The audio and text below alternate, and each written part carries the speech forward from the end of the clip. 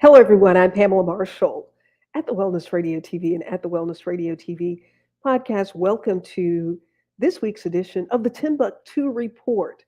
Dr. Rick Stevenson is away this week, so I am going to be here. You and I, it's the two of us, 2, 20, 30, 40. We're going to be talking about Africa. We're going to be talking about doing business in Africa. Also, going to talk about a mental health fair that's taking place in Gainesville on Saturday. We're going to discuss that. We're going to discuss some of the misconceptions about doing business in Africa. Africa, the richest continent on the globe, yet still encountering some of the most impoverished areas. But the resources that are being exported are making other parts of the world rich. And then, why is it that African Americans are apprehensive about doing business in Africa?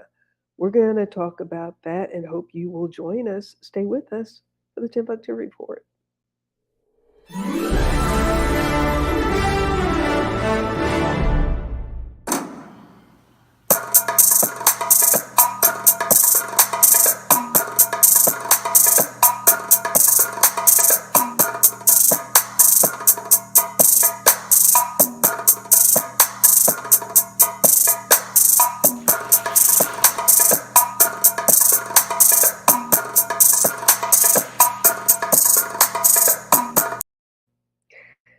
Welcome back to the Timbuktu Report. I'm Pamela Marshall. Dr. Rick Stevenson is away on this Thursday, but I do appreciate you joining us for this edition of the Timbuktu Report.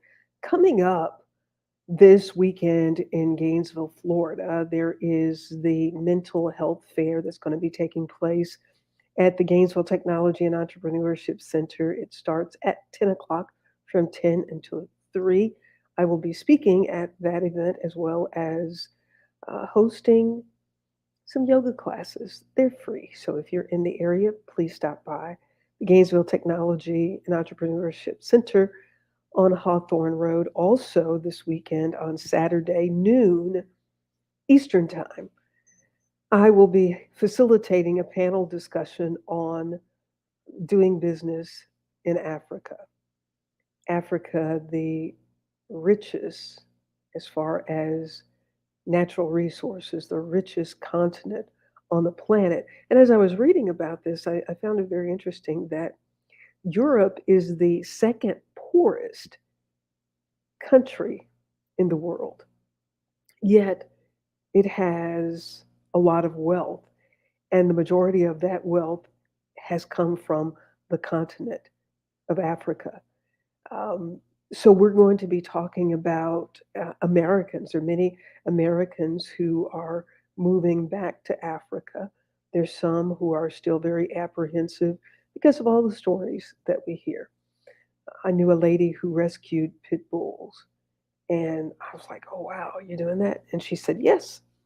She said the problem is only the pit bulls that do something bad make the news, but there are a lot of pit bulls that are good natured. So when we think about doing business with our brothers and sisters in Africa, because so much of what we hear about is negative, but in reality, there are billions of dollars of exports leaving the country, and there are people who are actually going back to Africa, setting up businesses. Africa is termed as the future economic growth engine of the world. The future economic growth engine of the world. Currently, 6 out of the 10 world's fastest growing economies are in Africa. That, according to the Africa Development Bank. And that economy is expected to grow at a rate faster than many other countries. The newly operational African Continental Free Trade Agreement, which was signed in 2018. It now has 54 member states, and it's set to help to boost the regional trade and social integration by creating a single continental market for goods and services. And this agreement has promoted free movement of business, persons, and investments through supporting the inception of an African Union passport and to establish a visa free zone within its member states. And that is expected to help stimulate the economy and growth of the local economies. It's also anticipated to increase the industrial competitiveness by exploring opportunities for continental market access and better relocation of resources and scale production.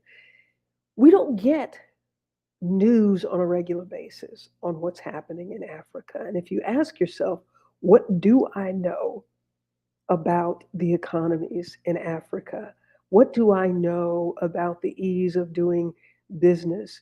Why would we not want to know? Um, it's experiencing population growth, the world's fastest population growth. And it currently has a population of 1.2 billion people, with Nigeria being the largest country that has 190 million people and a median age of about 20 years. So they have a young workforce. And with things opening up, um, people are taking regular people because big companies that have been mining there for the resources in Africa have been there for centuries and centuries. But for people who have the resources to start a business today, and as you are thinking about what your future is going to be, why would you consider Africa? I think perhaps it warrants research. There are those who might think that Africa is a little too volatile and unpredictable, and it's perceived as a continent that is immersed in poverty and war and crime. Well, similarly, to every emerging market, the continent carries its own collective risk. It is therefore vital for companies to know how to differentiate between perceived and real risk as they navigate the this environment. That's why I think it would be great for you to tune in on Saturday at noon. My guests are some business people from the continent who can talk about Africa, who can talk about some of the risk, um, some of the do's and don'ts, their do's and don'ts of doing business in the United States of America, as well as in China, as well as in India.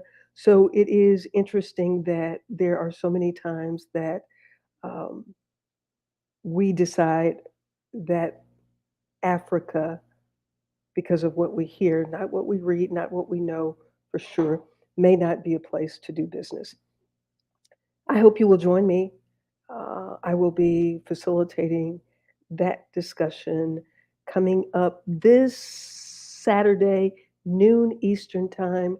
Mark your calendar. I hope to see you there, as well as the health fair, the mental health fair that's taking place 10 to 3 o'clock at Gainesville Technology and Entrepreneurship Center. We're going to be talking about mental health there. And as um, the suicide rate is rising, as people are worried and stressed about the economy and how they're going to make it, what are the things we should be looking for? How much is the community? Is there a welcoming community? Is there a base of support where you live to address the mental health issues for you, for your family, for your community, for the children that are a part of your life? How are we looking at mental health? It is a topic that gets overlooked. We're going to be talking about that this Saturday at GTech. And then at noon, I'll be facilitating a discussion on doing business in Africa. You may have questions, you may have comments. We welcome them all. We hope to see you on Saturday. Thank you for joining us for this edition. Oh, I forgot to also tell you that on September 21st is the Peace Takes Practice event at GTech. It is part of the International Day of Peace, September 21st. And I will also be launching my book. It is my book launch, The Art of Forgiveness and Expression of Peace. I am truly excited. I am thanking God for these opportunities, and I look forward to sharing them all with you and hope you can join us for some of these events. Those two will be virtual, whether it's Facebook Live or on Zoom. I will continue to talk about them and let you know how you can view them. Thank you so much for joining us for this abbreviated edition of the Timbuktu Report. We will see you tomorrow morning as I continue my peace walks. I'm Pamela Marshall at the Wellness Radio TV and at the Wellness Radio TV podcast. Remember, there is healing at the well. Make it a fantastic moment.